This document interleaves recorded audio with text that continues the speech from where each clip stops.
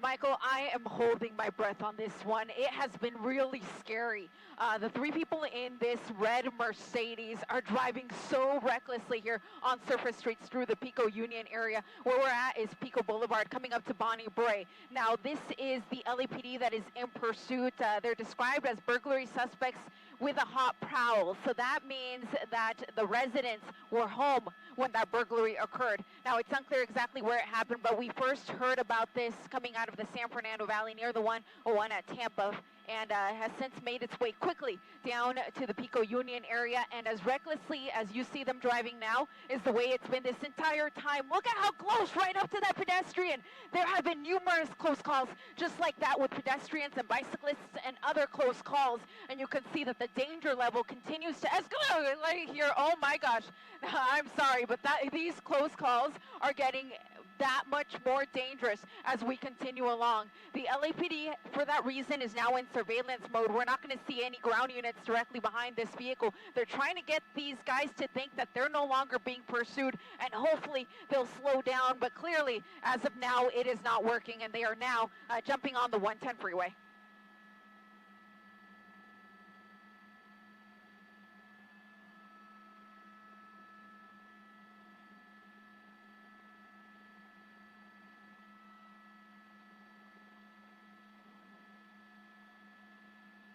Oh, I'm so grateful he's on the freeway. Even though he's clearly still driving very recklessly on the right shoulder here, at least that's going to take the pedestrians out of the equation, because that close call that we just saw, I saw at least 3 of those before we came on the air.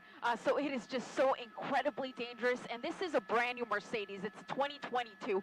So it's clearly going to be just a great vehicle, going to be able to drive at very high speeds. And look at this, driving in the center divider, the gore point here, between the 110 and the 10 freeways, but it looks like he's going to be continuing southbound on the 110 freeway.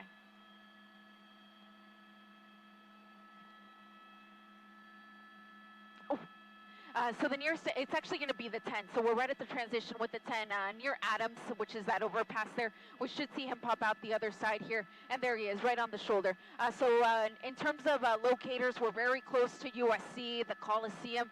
It does appear like he's maybe slowing down just a tidbit. Maybe it's because of the traffic, but I'll take it. I'll take whatever we can get, because he has been just so incredibly dangerous on surface streets. So it's actually a good thing that he's now on the freeway, because again, at least it takes the cyclists and pedestrians out of the equation, but still driving recklessly here on the 110 south as he is using the right shoulder to get by.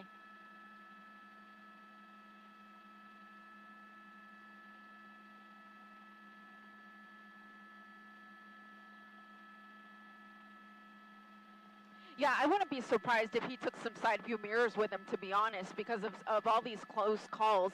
But you can see that his vehicle, for the most part, appears to be pretty intact.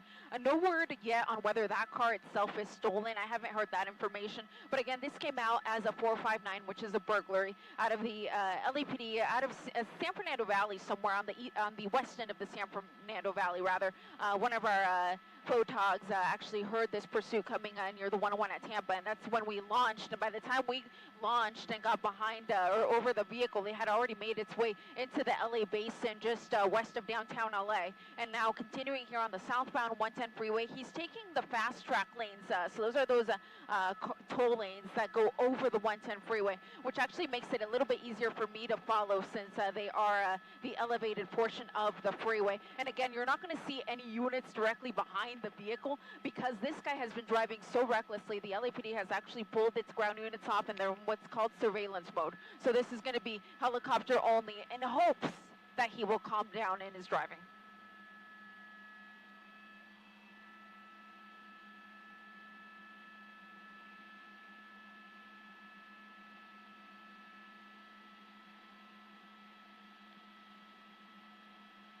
Absolutely, because they have no idea that this is a police pursuit. I know it's happened to all of us. You're just driving along the freeway, and then all of a sudden somebody just goes by you at incredibly high speeds, and you think obviously that they're recklessly driving, but you don't realize in this case that it's a pursuit, because there's no units behind him. The helicopter is overhead, but that wouldn't necessarily be visible to any of the drivers on the freeway. But again, continuing in those fast track lanes on the southbound side of the 110 freeway, going to be crossing across Well, going across all lanes here. Now back in the regular lanes, he might be trying to exit. So may possibly be exiting. If he does, that's going to put him in South LA.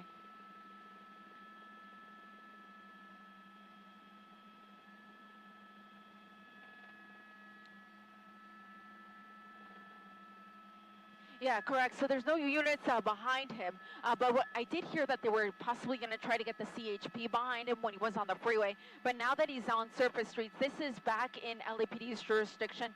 And I am hearing that they're still in tracking mode, which is that surveillance mode that I was talking about, where they're not going to have any units behind him. They'll just do the helicopters, or even merch or customers may have been inside when that happened.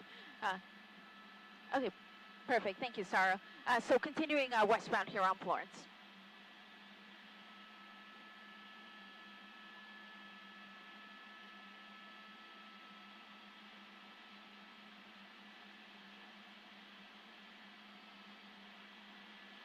Yeah, at this point, there's no information to lead us to believe that it is. They haven't said that it is. They just said that it's wanted in connection with that burglary. He's still coming through a gas station here just to get past some of that slower moving traffic, and is going to continue west. And my pilot, Sargar Betian, telling me that if we stay on this general trajectory, we'll be able to stay behind him. But he's still cutting through the gas stations. I'm wondering if maybe he's trying to get some gas, because he's jumping from one gas station to the next, but looks like he's going to be going northbound. So now he's northbound on Crenshaw Boulevard. So this helps us in terms of our location here with LAX, because he's going to be north of the airspace where we can't fly. But continuing at fast speeds here through surface streets on Victoria Avenue, which is through the Hyde Park area. Oh my gosh, here we go. Here's the collision. This is Brian Hurst at 71st Street, and he's still going. Look at this. Wow, so he just T-boned that vehicle and is going to try to continue on, continuing very erratically. Lots of U-turns here, lots of twists and turns, and this person is now on the train tracks and barely missed hitting that pedestrian. I can't tell you where the nearest train is, but oh my gosh, just on the other side of this building, he appears to have lost control. He's probably stuck on the tracks, and here we go. We're seeing people running. I'm going to stick with this guy, but again, there were possibly 3 people in the car. I'll widen out real quick, see if I can catch any other people running, but at this point, he's the only one that I spot. We're running west here on West Boulevard at 71st Street, wearing all black and continuing to run after several collisions. This guy's got to be hurting, but he's still trying to run away as we get to the train stop here entering Inglewood.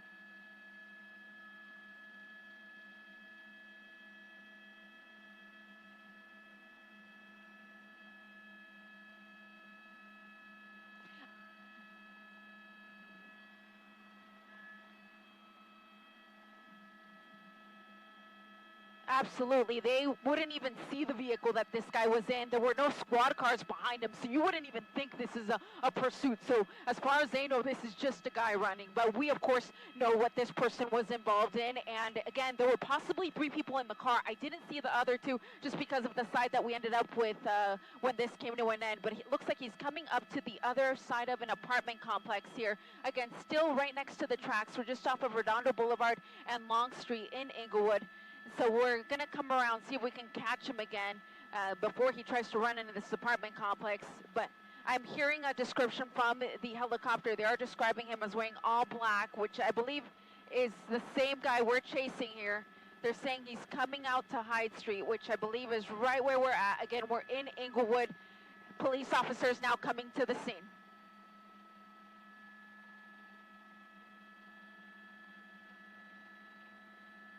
Yeah, so we're continuing to come around. More officers arriving on scene. They have a pretty good idea of where he's at because, again, the airship was overhead, so they are guiding these officers to the location. We're trying to get closer. Of course, we're limited by airspace restrictions, but you can see that all of those officers are running to this little alleyway between that shop and that apartment building, so we believe that that is where the guy is hiding, and you can see that all of the residents are coming out to take a look, so I think we have a pretty good idea of where he's at.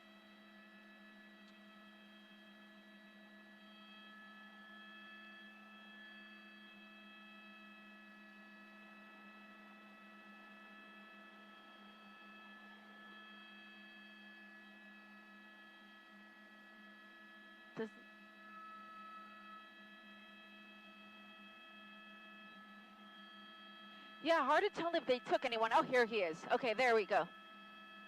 Oh, such good news after what we witnessed here live on our air. And again, I'm hearing the airship. They're saying they didn't see anybody else get out of the car other than this guy. But of course, they're going to have to go back there and check if, obviously that car was involved in multiple collisions. There's a possibility somebody could still be inside and simply can't get out. So they're going to have to go check the car. But again, at least one person in custody. Initially, we were told that there could be as many as 3 people in the car.